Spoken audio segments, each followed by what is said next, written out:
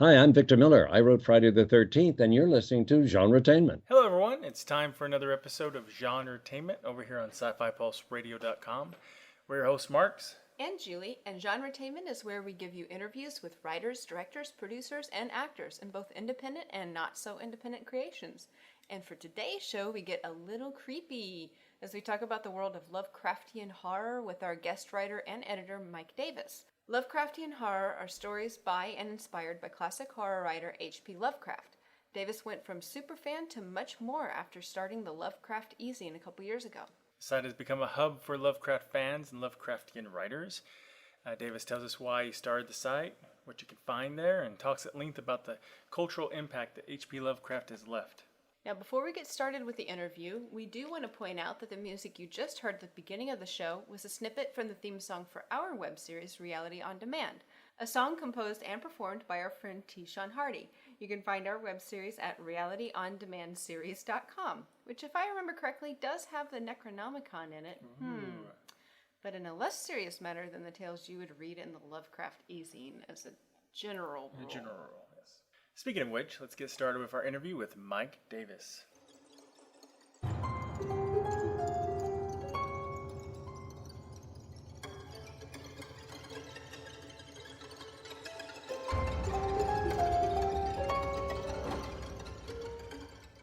You're listening to GenreTainment, and today we are speaking with writer, editor, and Lovecraft expert Mike Davis. So welcome to the show. Thanks. Wow, expert. Now I have to live up to that. No pressure or anything. Yeah. Oh my God, where's my? I got the internet close by. Oh, good. Yeah, you can Google yourself while we're talking. Yes. Now, can you just tell us a little bit about the Lovecraft eZine and how it started? Yeah, it's been. We're about to be on our 25th issue. It's been going on since February 1st, 2011 was the first issue. So, about 2.5 years now. It started because I started thinking, is there any, I read a lot of Lovecraftian anthologies, and I thought, is there anything like these on the web, free to read, or even an online magazine, even if it's a buck or two. And I couldn't find anything, so I just decided to create one. So that's how it started. Now, how did you get started in Lovecraft in general? What was your introduction to the world of Lovecraft? Well, a lot of people, their answer to that is, especially guys, is that they discovered it in Lovecraft when they were like 11, 12, 13, and it really fascinated them. But I'm different. We didn't even have a TV growing up in my household. So as a result, I read a lot, which is a good thing. I'm glad that I did. But as much as I read, it was mostly from the local library, and as much as I read, I never discovered Lovecraft until I was like 21, 22. And the reason why I did then is I don't remember where I read it, but I read the phrase somewhere, I have seen what lies beneath, and it is not good to see. So I looked that up, and I'm like, wow, what the hell is that? I like that, and looked it up and found out, I think it was Through the Gates of the Silver Key. I think it was from that story. And then really got into Lovecraft after that. Read everything I could. Now, how did you evolve from a fan of Lovecraft to becoming an editor, becoming a writer of Lovecraftian horror? The simple answer to that is that basically I didn't see anything like it on the internet, and so I decided to create it. The longer answer is I would read really good Lovecraftian anthologies, and by that I don't mean Lovecraft stories, but anthologies based on the themes of Lovecraft. I wanted to reproduce something like that on the web. I thought, for example, there's a really good anthology. There's a lot of good anthologies, but just to name a couple examples, Dead But Dreaming is a really good one. And Ellen Datlow did one. It escapes me right now the name of it, and I quote it all the time. But they're very, very good stories. And I thought, if I can recreate fiction like that, Lovecraftian fiction like that, yet it's free to read, that was my goal. The other goal with Lovecraft eZine was, that was the main goal, a monthly issue. The other goal was I wanted to create a place where Lovecraftians could kind of have a central meeting place, because a lot of times when you're a Lovecraft fan, your neighbor isn't. I mean, nobody's heard of Lovecraft in my apartment complex, so it's nice to use the internet to hook up with other people and talk about Lovecraft and your interest in it. What do you think the appeal is for those who are drawn to Lovecraft? I think probably if you asked, 50 different people that question, you'd probably get 50 different answers. But I think for me, and I think a lot of people would say this in one form or another, the theme of cosmic horror and man's insignificance in the cosmos, that kind of rings true. I mean, we're on this little planet in this little solar system on the edge of this huge galaxy with what I think 4 billion stars, and it's one of 100 billion galaxies in the observable universe. So, we're pretty small. So, Lovecraft really pioneered that in fiction, I think, and it rings true. I think that's one of the things that appeals to people. Cosmic horror isn't the only theme. There's the themes of being the outsider and not knowing your place in the world and so forth. So that you could say is my answer. Like I say, yes, a lot of different people, and you probably get a lot of different answers, but that's my draw to it. It's probably why a lot of why some people get drawn to it when they're teenagers. Yeah. The outsider element, probably. And they're in the world they're in the world sucks phase, so that really I think helps. Yeah, exactly. You're getting it confirmed that the world does indeed suck. It's like, And all these adults that think they're the center of the universe, you know what? They're really not, and they just don't realize it, but you do. yeah, there are monsters that can eat you. They're the center of the universe. Like that, yeah. Well, the other thing about that, obviously, I don't believe that alien gods out there like Cthulhu and so forth. However, I don't know. There are Jedi Knights in England, from what I hear. So. what? Yeah, really? She's talking about the little pseudo-religion of the Force that people really got into Maybe it. I shouldn't call it pseudo-religion. Yeah, that's a little offensive, I have to say. Well, okay, we have to do a disclaimer to those fans who may have been insulted by the pseudo-religion. He does not mean it. Okay, sorry, go on. No problem. I mean, not for a minute do I believe that anything like that is true, but the universe doesn't care about you. I mean, Cthulhu's not going to show up and eat the world tomorrow, but you know what? Next year, a meteor that slipped under our radar might. I mean, and the Earth could disappear, and the universe wouldn't even notice. The universe wouldn't even care. So. And a meteorite could have Cthulhu in it now. Let's say there's the one that slipped through and hit Russia. They didn't know to look for. Yeah. So. Yeah, exactly. It's a little scary. We're totally ill-prepared for it, too, if that would happen. Well, I mean, honestly, if a meteor takes out the world, there's really no amount of preparation you can do. Well, we're not preparing for stuff like that, but we're arguing about stuff like gay marriage, So I don't think the focus of the human race is quite where it should be. The climate and things like that. I mean, is a meteor going to hit us tomorrow? Probably not. But the thing is, it could. So maybe we should keep an eye out. We should definitely send Bruce Willis if it. Yeah. I mean, he died, but he got the job done. Yeah. You asked me a minute ago about being an editor, and I don't know if you guys know who Ellen Datlow is. She's a pretty well-known editor of short story anthologies. She said something to me a few weeks ago about editing is something that you learn as you go, and I totally agree with that. I mean, I think I've learned a lot in 2.5 years, and I want to have the attitude that I can keep learning. So. Well, yeah, and then it changes really. I mean, through time. If you edited 15 years ago and you haven't done it since then, you try to get back into it. Some of the rules have changed. Oh yeah, definitely. I'm sure that's true. I've only got the experience of the last 2.5, almost 3 years, but I'm sure that's true. Yeah. Let's talk a little bit more about the eZine, the format of it. What can a person expect in a regular issue? First of all, you can read any issue for free if you want, and I'll talk about. You can also buy it for Kindle, Nook, or you can listen to the podcast where audio people are reading all of the stories. You could literally listen to the entire issue on audio. Oh, that's cool. Yeah, but as far as what to expect, if you just read it online at the website, usually there's 5 or 6 fiction stories, and the last few issues, I've started a couple of neat things. There's a new comic that a friend of mine does called Cthulhu does stuff. His name's Ronnie Tucker. He does it with a guy named Maxwell Peterson. It's a really funny little comic. Cthulhu does stuff. And so that's in each issue. And then Dr. Robert M. Price, he's a really well-known guy in the Lovecraft field. He's doing a monthly column too. So really, really interesting. And I even talked him into reading his column for the podcast. So you'll get 5 or 6 stories that hopefully you really, really like, and a column, Lovecraftian column, and a comic. And Yeah, I think the website's great. I thanks.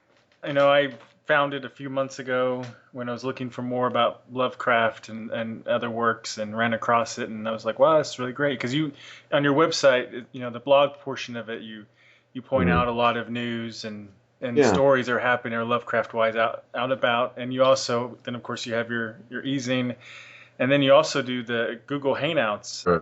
very often weekly, where people can get invited and can all chat with each other.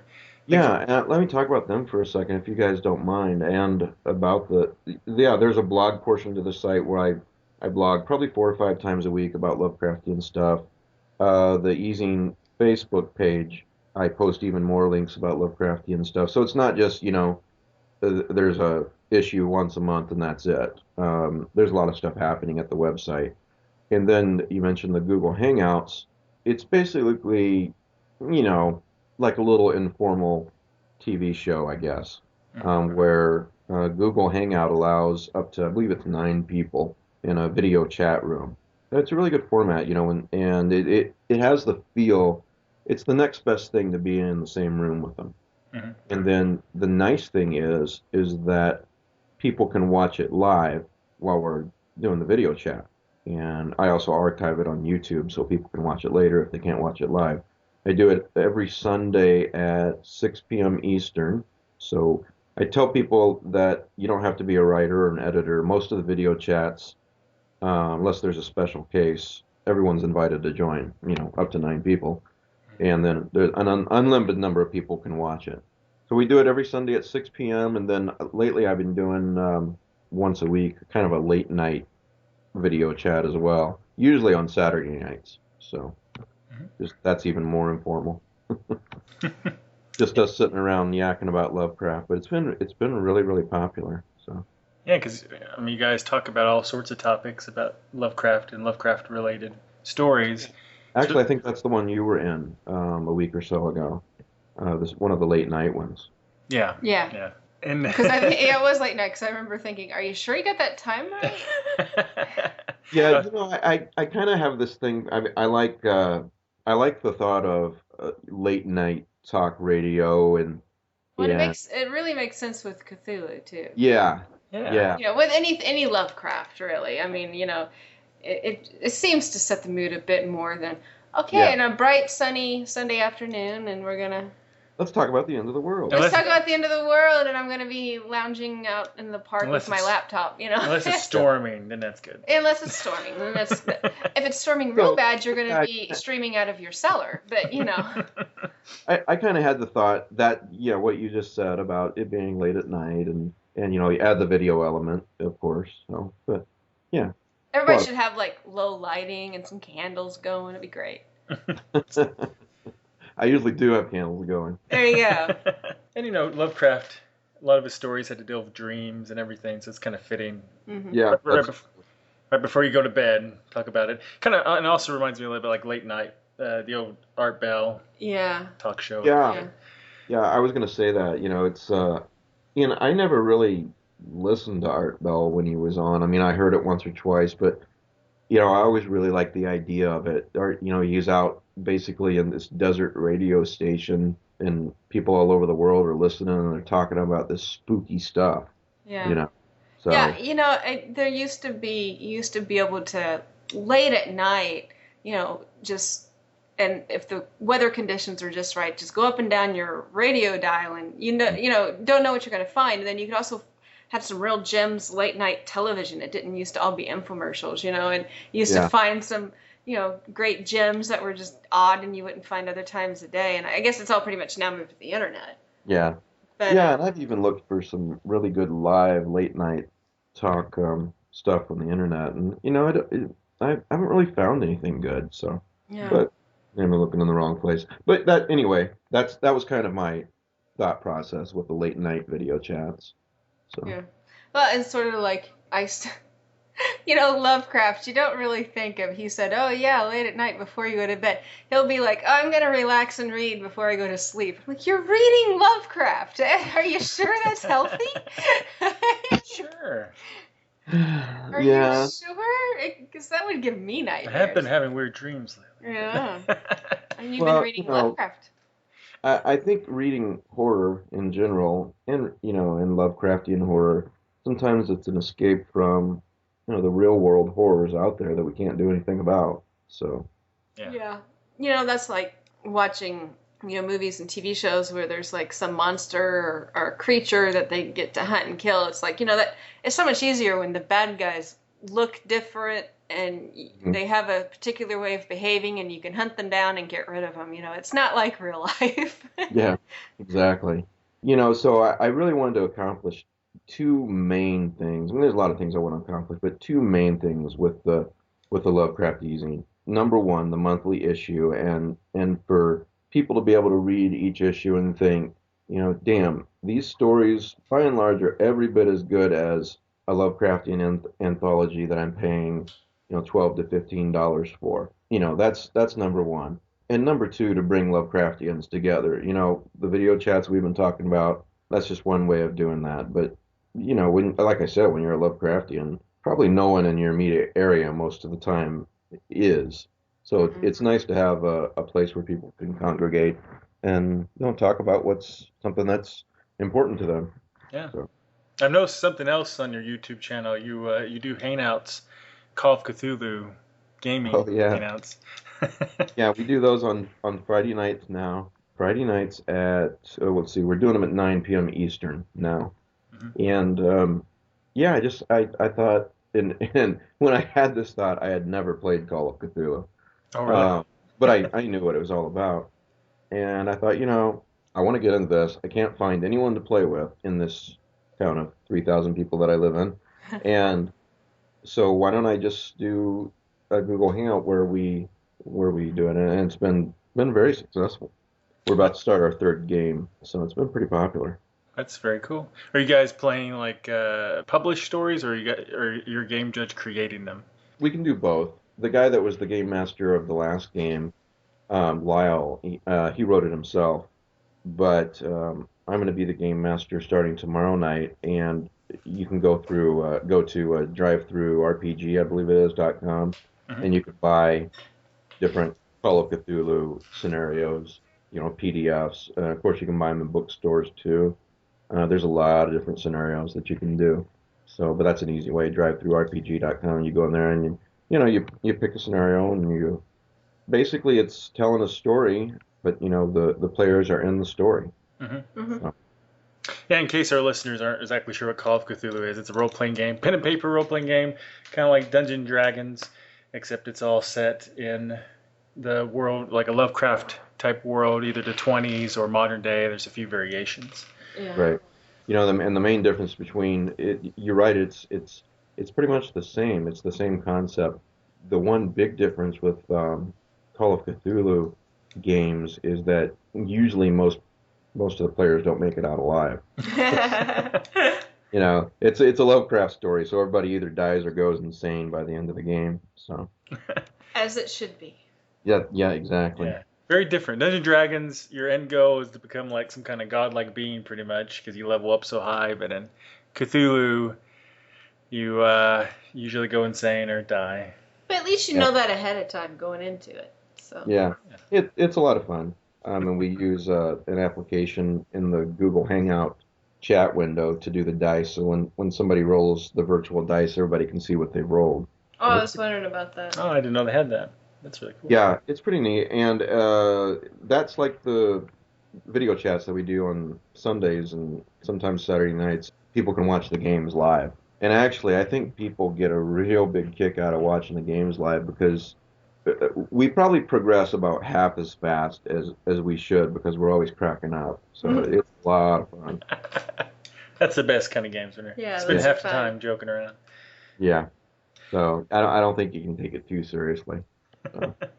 I'm sure there are Call of Cthulhu experts out there that if they listen to this, they're like, "Oh my God, that guy doesn't know what he's talking about. You got to set the mood and everything." But this is the way we do it. We have a lot of fun, and Yeah. Well, every group has their own style when they yeah, game, so yeah. So As long as you're having fun, that's the yeah. important part. yeah, that's my main rule. So as host, so Yeah, it's kind of pointless if you're not enjoying it. It's not like it's paying your bills. It's not something you have to do. no, no, exactly. So I got a lot of pressure on me for my first game master thing tomorrow night. So Oh, well, good luck. Well, good luck. Break Yeah. a leg or a pencil or whatever the. You're supposed to say break a leg. He's looking at me like I'm crazy. You're supposed to break a leg before someone goes on stage. So, Yeah. I well, don't know if maybe it's- with the Call of Cthulhu game, you know Oh, yeah, maybe you say shouldn't do that. go insane or something like similar. Oh, yeah, lose your mind. Yeah, lose your mind. It's Get a okay. phobia. Woohoo! Yeah, the last game, it was several weeks back when the Lyle and Katie, the girl helping him game master, were very impressed because I knew the way that we should butcher this cow for a ritual sacrifice. So I think I made him a little uneasy. I'd be like, no, sorry, I'm vegetarian. You don't Yeah, I have don't to eat think it was it. Yeah. Well, I actually have a character who is supposed to wear leather and bone-studded armor, Oh, but wow. in Pathfinder. But I don't wear or eat animals, so I decided that since her favorite enemy was undead, I will only wear the skin and the bones of the undead. Oh, good. That's a So good policy. Everyone should have that policy. yeah, Yeah. so it's like guilt-free, but it's still very practical, and it just is really fun to just tell people, hello, I wear the bone and the skins and the bones of the undead. Nice They tend icebreaker. not to mess with you too much. Yeah, and it's a nice icebreaker. It really is. Yeah. Yeah, no, the other players were like, okay, we're gonna force this cow to go over here so we can do the ritual sacrifice and everything. I'm like, no, no, you don't force a cow. Basically, you get some food out, and the cow will follow you. Yeah. And so they were very uneasy that I knew that. I'm like, I'm from Well, Iowa. really, I was saying, really, it's the same with men. You just get some food and they'll follow you. It's the same thing. Huh. Hmm. Yeah, Let's divert away from how to sacrifice cows before we get in trouble. And husbands. yeah. No cows were harmed in the recording of this show. So the stories in eZine, and I'm gonna put you on the spot here. Mm-hmm. See, I was supposed to give him the hard Oh, questions. sorry. Yeah. You know, what are some of your favorite stories that have been the eZine over the last couple years? Oh, you're not gonna put me on the spot. You're gonna get me in trouble because then Yeah. authors will listen and say, "How come you didn't say mine was your favorite?" Um, you know, I've actually got a few good answers to that question. The first good answer is that the Bram Stoker Awards were presented last week, and one of the stories, for 2012, one of the stories in one of the issues of in the March issue of 2012 was nominated for a Bram Stoker Award, and we didn't win, but for a electronic magazine to be nominated for a Bram Stoker Award, that was a real shot in the arm for me. Yeah. So, Yeah, that's really exciting. What, you which know, sto- I mean, let's face it, a lot of people do look down on a publication that's electronic only. And when it is free, when it is electronic only, I think you have to try and be better, at least as good, if not better, as stories that people are paying for. Mhm. So, and you have to keep that up every month. So that was a good story. It's available light in issue 12. And a few of my other favorite stories are, let me pull this up here, but last October, one of my favorite books is Roger Zelazny's A Night in the Lonesome October. Not sure if you guys are familiar with that or not. It's a hugely popular book. I had the idea to do an issue as kind of tribute to it because the book is got some major Lovecraftian themes in it. And so Roger Zelazny, he's the guy that did like the Amber series, Nine Princes in Amber, and so forth. He wrote Night in the Lonesome October. So those are some of my very favorite stories, not just because they're great stories by some great writers, but because of the theme. oh, Another and- of my favorite stories is actually the first story that I ever published. I mean, they all got published in the same time in issue 1, but it was actually the very first story called Sledding and Starlings. And I still think about that story when people ask me about my favorites. It's a really, really good story. So, What was the name of the story that was nominated for a Stoker? Available Light by John Palisano. Okay. Can you give us a little tease what the story is about? Yeah, it's basically, well, I'll read you the first couple of sentences, and I think that'll give you a great idea. The thing that fell from the sky also returned, also went back. By my 6th birthday, I'd become the neighborhood monstrosity. This in no small part had to do with the red blotches dotting my pale skin, the aftermath of my Aunt June having allowed me to play unsupervised with my cousins for too long. She didn't believe my parents after they told her about my rare disorder. And so, it's about this, well, I think that sums it up pretty well, actually. It's a hard story to sum up. So, Well, you don't want to give away too much, too, Yeah. because no. part of the whole thrill is the twists and turns sometimes. Well, it's not often you can read a Stoker-nominated story for free. So, Oh, yes. yeah, LovecraftZine.com. You can just go and click on the Issues tab and try that one first if you want. Are there any other Lovecraftian type stories you would suggest to people? Outside of your eZine. Yeah, just like Let me walk over to my bookshelf. The Dead But Dreaming anthology is very, very good. All the stories in there are very good. But another one that I really like, I'm a big Sherlock Holmes fan. There's a book called anthology, called Shadows Over Baker Street. The tagline is Sherlock Holmes enters the nightmare world of H.P. Lovecraft, and that's one of my favorites. It's got a Neil Gaiman story in there called A Study in Emerald. So it's, that one's really, really good. I've got like 6 shelves here. So, but Dead But Dreaming, Shadows Over Baker Street, and I don't see the other one that I'd like to recommend to you. So, I like the idea. oh, of I know, I Sherlock just Holmes. remembered it. It's I've read it several times. The other one I just remember is called Lovecraft Unbound, edited by Ellen Datlow, and that's an extremely good one as well. So if you're like, okay, I've read all the free stories in this magazine, or I want to read some in some books, I would really highly recommend starting with Dead But Dreaming and Lovecraft Unbound.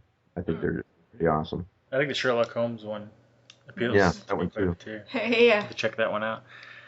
I bet Robert Downey Jr. couldn't punch his way out of that one. Probably not. And the thing about a good Lovecraftian story is it's about the themes of Lovecraft, cosmic horror and so on and so forth, and not pastiche where it's the same story over and over where you name drop Cthulhu or the Necronomicon and the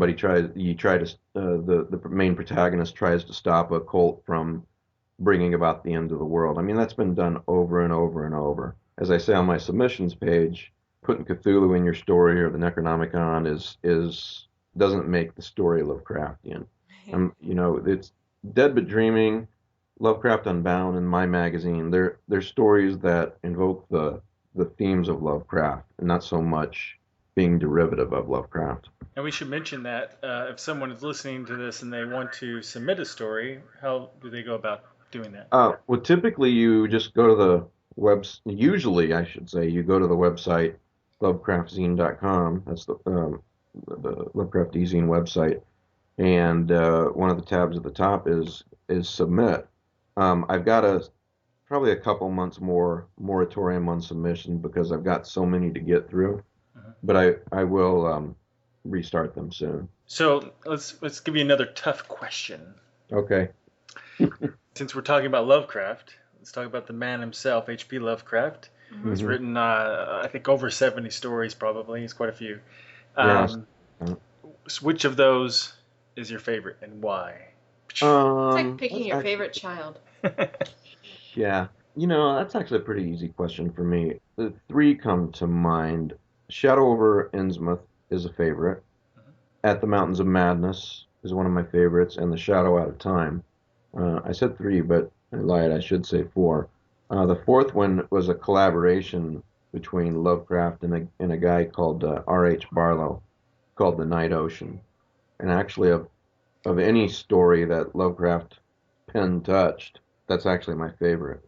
The Night Ocean is about a guy that he's a painter, and he's been working real hard on this painting, and it's really stressed him out, and he hasn't gotten much rest and so forth. And he finishes the painting for this. I don't remember. It's a contest or something like that. So he finishes it, and so then he goes on vacation, and he lives. He goes on vacation to this little cottage on the ocean, away from the small town that's nearby. It's all by itself, and so some strange things happen that make him realize that there's a lot going on behind the curtain of reality that he doesn't know about. And you don't really get any firm answers in the story, which is, another Lovecraft themes. There's a world behind the world, or there's this weird reality behind the curtain, and it's not necessarily very nice. So Those are some of my favorites also. oh, you big? Yeah, I guess you are a big Lovecraft fan since Yeah. you visited the site and you were in one of the. Yeah, Uh, I'm kind of like, I've always been a big sci-fi fantasy horror person in general. yeah. But I got kind of tuned into Lovecraft back, I can't remember if it was in high school or college or when it was, but whenever the John Carpenter movie came out, the third one in his Apocalypse trilogy. At the Mountains of Man, or in the Mouth of Madness. Yes, and Yeah, it's a great movie. and I really enjoyed that movie, and it was the themes of it were very powerful, and Oh yeah. and then I read about, this is, inspired by Lovecraft, and so I started reading up more about Lovecraft, and that's always kind of stuck with me a little bit. And then especially lately, I've went through a lot of the Lovecraft stories, and now I'm trying to get into the other Lovecraft world. So Yeah. Yeah, and Lovecraft eZine is a good way to do that. And you mentioned In the Mouth of Madness. That's a really good example of a story. It's a movie, but it's a story that invokes Lovecraft themes. But Cthulhu's not in the movie. There's no. It's Lovecraft inspired. So. Well, Cthulhu, everybody thinks about Cthulhu, but Cthulhu's only in a small portion of the stories, really. Yeah, exactly. And I'll have to say that's another favorite. The Call of Cthulhu, I think, embodies really, or I should say, sums up Lovecraft pretty well. If you had to point to one story, say, what is Lovecraft? What is he talking about? What are the themes? You'd probably say, well, read Call of Cthulhu or At the Mountains of Madness. So, I mean, I don't know. Other people may disagree. What do you think? Yeah, I think those are pretty powerful stories. Some of his favorites. One of the first stories I read of his that I really liked, it was really a short story. And my brain is fogging out here. It's Outsider. Oh, yeah, The Outsider. Yeah. Yeah. I thought that was a really, really cool story with a nice little twist at the end. Yeah, and there's a really good audio drama that was done, I think it was in the 60s, based on that story. Really excellent audio drama. So, Is that the love sorry? Sorry, I was asking him if it was the one that we listened to, but he's shaking his head no. So sorry, go on. Oh, no, I was just going to say that makes me think of the fact, I've got a lot of links and downloads. I've got an audio section at the site. If you go to the website, there's a lot of the tabs or choices at the top. There's the regular issue, and you can read it and so forth. The submission page, but I've got a list of audios that are Lovecraftian or based on Lovecraft stories or outright readings of Lovecraft stories. So if you're listening to this and you're looking for some great audios, I got a huge list at the website. Yeah, there's some really great ones out there. Yeah. She was talking about one of the nice things about your website is every once in a while you mention inspirations or similar horror writers, and you had a story about Lahora. And Oh yeah, the Horla. yeah, and so I had pulled up a radio audio show. I think it was one of the ones you mentioned. I think it was CBS radio, and had her listen to some of it. So Yeah. it was a really cool story. So Did you guys listen to the Mystery Theater version?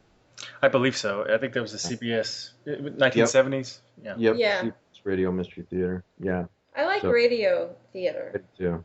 I'm a huge audio drama fan. I got in, like I said, we didn't have a TV growing up. I obviously did not grow up in the 30s and 40s. I grew up in the 80s, but late at night they'd have these old time, they'd rebroadcast where I live these old time radio shows from the 40s. So I really Yeah. got into it. Yeah, there's a certain kind of magic about it, you know. Yeah. You kind I of think so. imagine Yeah. what they're saying.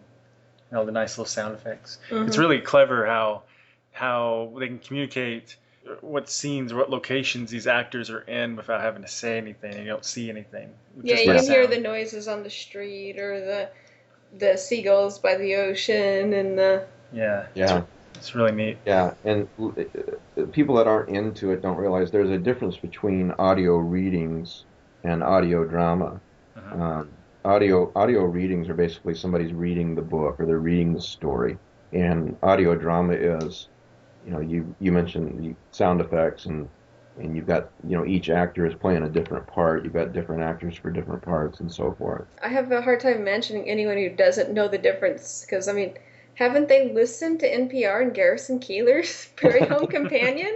I mean, come on. Not everyone That's has. still on the air. And I differentiate. I got a different section on the audios page between Lovecraftian audio dramas and Lovecraftian readings. So, yeah, if you're into audio, you'll probably find something you like there. Yeah. And so, as we've spoken before, we're also independent filmmakers, and so we love film. And I probably watched more Lovecraft. I watched a lot of Lovecraft-related films over the years, Right. like the John Carpenter, because John Carpenter has 3 films. A lot of people Yeah. don't realize that they're considered Apocalypse trilogy. The Thing is Right. one of them, and the other one's eluding my mind right now. The second one. Let's see. It's The Thing, in the Mouth of Madness, and the other one is Prince of Darkness. Yes, they're all kind of Lovecraftian, but the third one, Mouth of Madness, from the Mouth of Madness, especially is. Yeah. That's all Lovecraftian. Yeah, and actually, since you brought up movies, I've got a movie section too. All right. Yeah, and it's divided into 3. The main section is my list of recommended Lovecraftian movies. And, there's a lot of junk out there, again, where they name drop Lovecraftian, things like the Necronomicon or Cthulhu, and those aren't on the list. But movies that do a good job with the themes are on the list, and there's some really good movies there that a lot of people may not have heard about. So, Let's check it out and see if there's some I haven't seen. yeah, Absentia, the first one on the list, is actually a really good example. Not many people have heard of it, but it's about this. Well, I'll just the synopsis probably do a better job than me. Trisha's husband has been missing for 7 years. Her younger sister Callie comes to live with her as the pressure mounts to finally declare him dead in absentia. As Trisha sifts through the wreckage and tries to move on with her life, Callie finds herself drawn to an ominous tunnel near the house. As she begins to link it to other mysterious disappearances, she comes to the realization, that his presumed death might be anything but natural. So it's just a really well done little movie that uses hardly any special effects. I interviewed the director. I've got that post on the website somewhere, and I don't remember what he told me, but it was like, an insanely low amount of money that it cost him to make the movie, but yet it was scarier than many $1 million movies we see. So. Yeah. Well, usually what you can't see is scarier than what you can. Yeah. Plus, necessity is the mother of all invention. Exactly. So, I mean, you give someone a whole bunch of money, you get like Michael Bay's Transformers. Lots of explosions and nothing else. Well, what's your opinion of probably the most famous Lovecraft-based story, at least cult favorite, which is totally comedic, kind of related, but is Reanimator? You think it's... if you look at my list, it's not on there. Now, I'm not saying that it's a horrible movie by any means, but it's not a scary Lovecraftian themed movie. No, it's funny aside about that story. I think just last week I posted about a author friend of mine. His name is Pete Rollick. In 1985, he was 17 years old, and he stole a car to go watch Reanimators. He wanted to see it so bad. Oh my God. Reanimator. So, and he has a book coming out called Reanimators. So. Wow. So that's my opinion. It's it's a fun B movie to watch, but it's not really what I think of as Lovecraftian horror. Yeah. Well, even the original story isn't quite like his normal stories. No, it's not, and it's not even the original story is not one of my favorite Lovecraftian stories. But that's not really why it's not on the list. It's more of a comedy. You're right. Mm-hmm. So, but if you're, people listening to this, if you're looking for some good Lovecraftian horror that sometimes invokes Lovecraftian, name stuff, sometimes it doesn't, but it's very, very good. Yeah, just go to the site and click on movies, and I've got a real long recommended list there. Well, I guess about 12, 15 movies, but It'll still take a while to get through. yeah, you'll enjoy it. Is the I don't know if it's on your list or not, but one of the kind of cool movies that I've seen that's Lovecraft adaptations is the Call of Cthulhu silent film movie. Yeah, I was really impressed with that. It is on my list. And then their second one, I don't know if you've seen that yet, The Whisperer in Darkness. That's not a silent one, but a lot of people like that one even better than the first. Oh, I haven't seen that one. What was the one you were watching the other night that I walked in at just the right time? Yeah, I was watching, there's a 2007 movie, I think it was filmed in Seattle, called Cthulhu.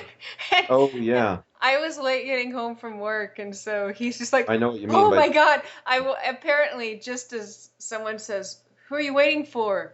And they say, Cthulhu. And there's like this moment, all of the cats all rushed to the door and stared at the door, and then I popped in, and he's like, ah!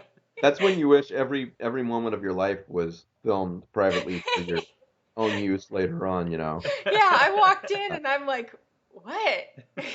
Perfect timing. And that's actually on my list, Marks. I thought it was, yeah, I thought they did a really good job. Probably not a spoiler to say that it does not end well. So. Nah, you can just pretty much say that with any of them, probably. What was the movie where Christopher Heyerdahl plays Lovecraft? Time Out of Mind. Yeah. Yeah, he did a fantastic Actually, job. I've got to add. That's actually on my to-do list to add that to my list because I had forgotten about it. That actor can be so creepy. Just yeah. his smile and his voice. That's really But that's just such a cool little movie, and I'm not really a fan of Lovecraft being in Lovecraftian stories, but that's a really cool little movie. It was, and he did an excellent job as Lovecraft. Yeah. He's very versatile. Another good one's Dagon. That's actually based on The Shadow over Innsmouth, and I thought they did a pretty good job too. Yeah, that seems to be a popular one. I've seen it. It's always syndicated late night. A lot of times I've seen it. Yeah, that was the same guy that did Reanimators. Stuart Gordon, right? I believe it is, yeah. He's done a bunch of movies that are Lovecraft-inspired or adaptations. Yeah, several. He did, for the Masters of Horror, he did Dreams in the Witch House, too, which was an hour-long one. So. Yeah, that's right. Yeah, I've got In the Mouth of Madness, that's one of your favorites. And I won't keep boring you with my big, long list of movies. It's just a fun thing to talk about. Kevin Costner movie from a couple years ago, The New Daughter. And if you haven't seen that, you really, really should. Huh. Okay. Yeah. I don't even remember hearing about that, but that doesn't mean anything. I'm like not in the loop anymore. Yeah, it's really, really good. Let's check it out. I like Kevin Costner. Yeah, Hawk Kent. I thought he did a great job. If you haven't seen the movie yet, Man of Steel. I'm not just a Lovecraftian. I'm a comic book. Well, welcome to the fold. Yeah. I'm also a time travel geek. So I've got like 3 shelves of time travel books. Oh, really? I'm Yeah. sensitive about time travel. Like, if it can annoy I'm the allergic crap out to of it. me. Like, I'm okay. Like, we can It's their watch Doctor kryptonite. Who, and it doesn't have to make sense because it's Doctor Who, and they just sort of Right. it's so light in the sci-fi itself. But if I'm watching something that's generally like a TV show that's generally more heavy into we explain things really well in science fiction, I'm always like, but how is that not a paradox? That is not going to work because once they Yeah, did you and see then Looper with Bruce Willis? Which one? Looper with Bruce Willis? I think it came Yeah, out. You did? yeah. Oh man, what a stupid.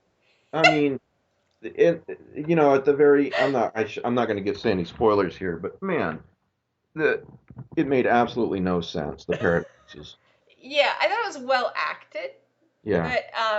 But but yeah, I end up just we're not even halfway in a time travel something, and I'm going, but that doesn't make sense. If you did this, then that, and then I get so flustered by the fact that there's no internal logic and a great deal of time travel stuff that I just can't enjoy myself.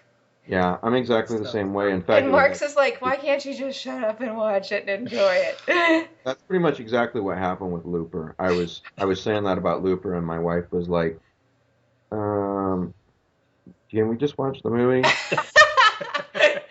tell you what, you and I should watch it, and then let your wife Yeah. and Marx watch it. Yeah. Be like, yeah, that's stupid. Yeah, you're right. That's stupid. Yeah. What the hell are they thinking? There, see, it's not just me. For some reason, it popped in my head. What would have been a fantastic TV show? I don't know if you've seen it or not. There was an unaired pilot that we saw a few years back of a time tunnel remake. And Oh yeah. I know I didn't see it. I think I heard about it though. it was actually quite good. I was disappointed they didn't make it. Yeah. Oh really? Yeah, it was Check it very out. good. Yeah.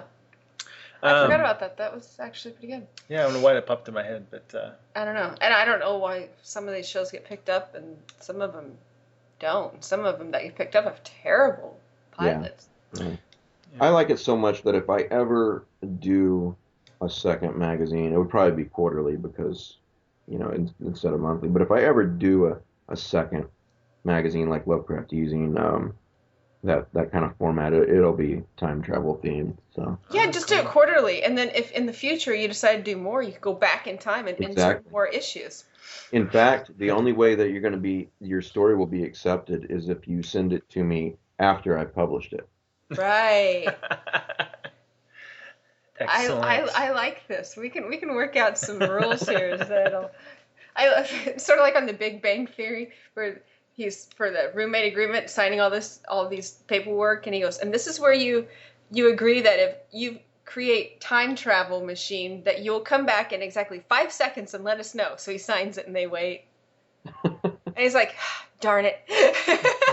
Yeah, I've always been into time travel. I guess we're getting off topic here, but so much so, I remember being a 10, 11-year-old kid thinking, I sure hope that I stumble into a time machine, when I'm an adult or something. Okay, if I do, I'm going to come right back to this exact moment so that I know that it's going to happen. I was very disappointed when Well, my maybe you my still. adult me did not come back. I was gonna say maybe future you still does, but for some reason knows that he would alter the future of the young you too much if he were to actually do Exactly. it. I'm going to So choose to believe that. yeah, you may still stumble upon time travel. It's just that by then you have the wisdom to not go back and do what the teenage you wanted you to do. Yeah, man, I'm 42 now. I'm very mature. I don't know. We're not too far behind you, and I don't know that we'll ever mature. Now, Lovecraft does have a little bit of time travel in his story. Oh yeah, Shadow Out of Time. Hmm. Of course, it's very. Great story. Of course, that's more like mental time travel, or well, not quite like that, I guess, but. It's like personality displacement. Hmm. Yeah. In fact, the guys, I don't know if you know this, but the guys that did the silent film Call of Cthulhu and The Whisper in Darkness, they've done several audio dramas, and that's one of them, Lovecraftian audio dramas, and they are excellent. Oh, really? Yeah. Just Google Dark Adventure Radio Theater. Okay. And maybe add the word Lovecraft. I don't know if you'll have to or not, but then you'll find them. Are they available for free, or do you have to download them? No, they're like $10 for download, or I believe it's like $19.99, $20, somewhere around the $20 mark for the CD. But the nice thing about that is that you get all these really, really cool props. Like the first one they did was at the Mountains of Madness, and you got these news articles about the South Pole and stuff like that. It's pretty cool. Huh. Yeah, we haven't done it a whole lot lately, but I grew up. I mean, we had television, but we weren't really allowed to watch too much of it. Yeah. And we had, those old stereos that take up an entire length of a wall, that had the turntable and the 8-track and, and so we would listen to records. and they would be like Bill Cosby records, and you know, like Yeah. records of people telling stories and things like that. And you know, there'd be a lot of times where, you know, when I was growing up on a Friday or Saturday night, I mean, we had the lights kind of, it was a hot summer night and the windows and everything are open, so you don't have any lights on, and you're listening to the stuff on the radio. And I mean, that was your Friday or Saturday night. Yeah, I love that. And in fact, you know, I've got a 10-year-old son, and it's a bit of an accomplishment, I think, and it says a lot about him that 21st century where there's so many things that can get a kid's attention that he's into audio drama too. In fact, Oh, that's cool. he likes old time radio shows, you know, like I do. So That is cool. yeah, there's a lot to be said for audio and audio drama. Hmm. So which brings up each issue. You know, you can read them for free, and they'll always be free to read at the website. But you can also download a podcast of each issue for 99 cents, and you could also read it on your Kindle or Nook. Those are $2.99 an issue. So Now, do you still have a contest going on right now about something? Which Something about gaming with like the creator of Call of Cthulhu and yeah, Sandy Peterson, he's a friend of mine. He's going to the Friday night games that we were talking about earlier that I do, Mhm. Call of Cthulhu games. He's going to run a game in September for me and be the game master. Which, if you're into Call of Cthulhu and you heard me say that, that'd be like a dream come true for you. So he's got a huge amount of fans. Either going to do a contest for that, or I'm going to do I'm going to do some kind of fundraiser soon for the magazine, and probably going to be Kickstarter but I haven't decided for sure yet. And if I do that, that'll be one of the rewards that people can bid on, is to you know, do the Call of Cthulhu game where Sandy's the game master. So Oh, that's really cool. That's a good idea. Well, yeah, I think that'd be a cool reward if you're into Call of Cthulhu. We were at the H.P. Lovecraft Film Festival. You know, I mean, there was hundreds of people there, but he was there and I was there. We were both guests, but he was like one of the main guests, and people bid in that Kickstarter to fund the H.P. Lovecraft Film Festival in Portland. That was one of the rewards, and I think people paid like $150, $200 a piece to play a game with him. Wow. He's got a lot of fans.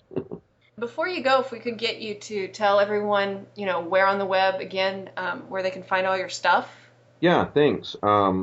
Just go to lovecraftezine.com. And if you accidentally type in lovecraftezine.com, that's fine. You'll still get there. It's www.lovecraftzine.com.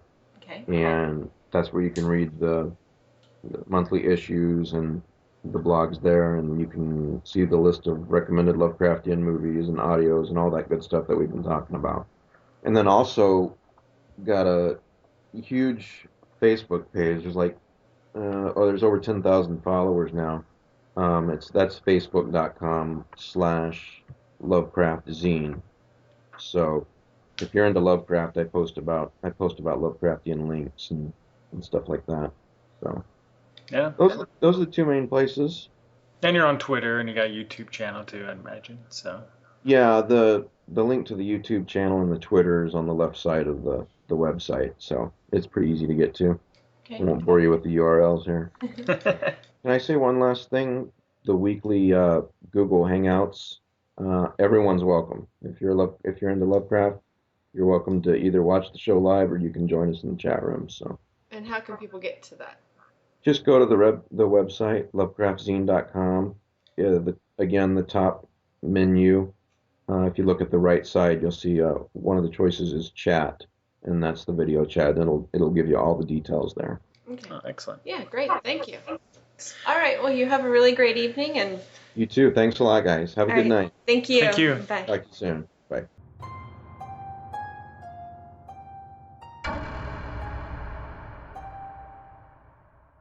This is Dirk Manning, the writer and creator of Nightmare World, Tales of Mystery, and Love Stories About Death, as well as that Writer On column over at newsarama.com. And you are very fortunate right now because you are listening to GenreTainment. Well, special thanks to Mike for chatting with us, and we wish the Lovecraft eZine luck and hope to see it continue to grow and grow. Check out the site if you're looking for some creepy tales or perhaps want to submit your own. Hopefully its website visitors per month will rise like Cthulhu from the ocean. I don't know that you really want Cthulhu to rise, from what I've heard, but It matters who you talk to. maybe we want an indirect relationship, like the eZine readership to rise while Cthulhu sinks. Maybe. I want Cthulhu and Godzilla to go at it. I'm just saying. It's going to happen Wouldn't he someday. just pretty much just eat Godzilla? I don't know. I guess he is bigger. I'm not really sure. I don't think if you threw I don't King think- Kong and Godzilla at him, he would blink much. I don't think Lovecraft was really... Does he have an eye? Does he blink? His eyes, yeah. Okay, well, he wouldn't blink, I don't think, if you threw Godzilla and King Kong at him. Just saying. I don't know. Someone's going to make that. I'm surprised someone hasn't. So that's it for today's GenreTainment, but fear not. We'll be back soon with all new guests from our favorite films, TV shows, novels, and web series. You can also check out the other great shows on this channel like SFP Now, The Roundtable, and more. Until next time.